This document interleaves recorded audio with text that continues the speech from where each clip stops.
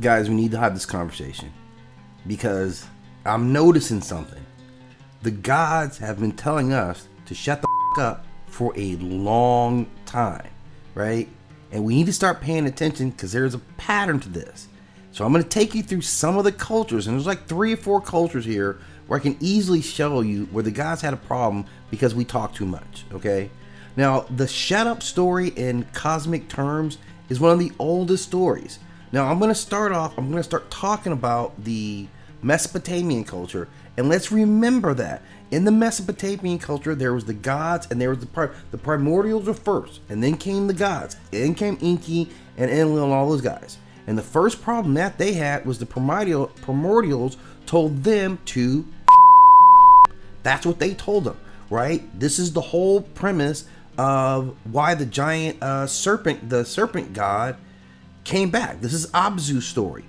The primordial did not like the noise or the vibration of the new gods.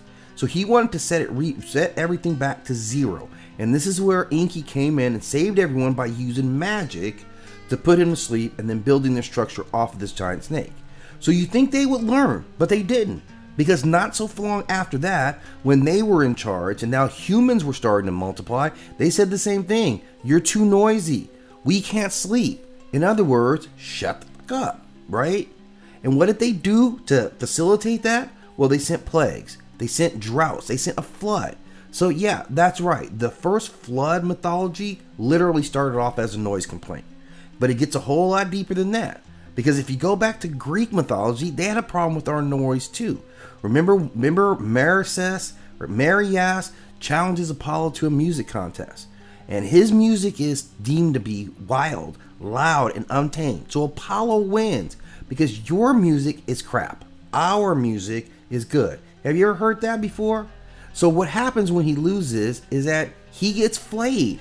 You can see it in this image here. He gets flayed to death because Apollo, this righteous god, didn't like the noise that he was putting up and wanted him again to shut the up. Okay, so we're starting to see this rhythm here. It's not done, okay, because we go to Celtic lore, right? Irish lore. Now, loud festivals, hunting horns, and war cries were known to anger the Sidhi, or the fairy folk, the Fae, who I just talked about. They didn't like any of this stuff. And excessive noise near sacred mounds meant bad luck, madness, or you would possibly just go up missing. So the other world prefers control sound, chaos. They don't like what you produce. It's not that noise is necessarily evil, but unregulated noise definitely is. And you know what kind of noise you are? You're the unregulated kind. Now, even in Hindu myth, if there was a cosmic disturbance, it was going to be a problem. Ravana, whose chants and battle cries and arrogance shakes the heavens, and the gods intervene because noise represents cosmic imbalance. It's not the volume, it's what the sound represents. So their solution to him again was shh, shut it up, zip it, stop talking. And even in indigenous and African traditions, we see a lot of use of rhythm. Drums are considered sacred, but misuse of drums actually summons spirits you can't control. Loudness outside of the ritual context equals a spiritual trespass. Silence before a ceremony is absolutely mandatory.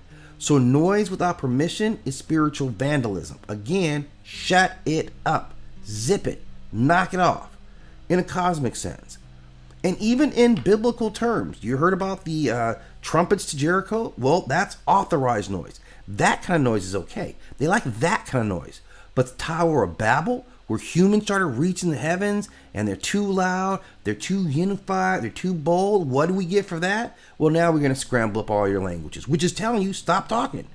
If you guys can't understand each other, you know what you're going to do? You're going to shut up. You're going to stop talking because your talking was the problem. And we hear this all the time. Even it literally warns in the Bible there is a time to speak and a time to be silent. Means shut it up, zip it, stop talking. This is one rule we see all around the world, different branding on it, but the same overall message. Zip your lip, button it up. Less lip, more grip. That's exactly what it is. And we go through all kind of extremes, but I'm telling you guys, as my fellow man, I like how we do in our situation here. I like how we're rolling, but we all want to keep this thing going. We all need to collectively learn how to shut up.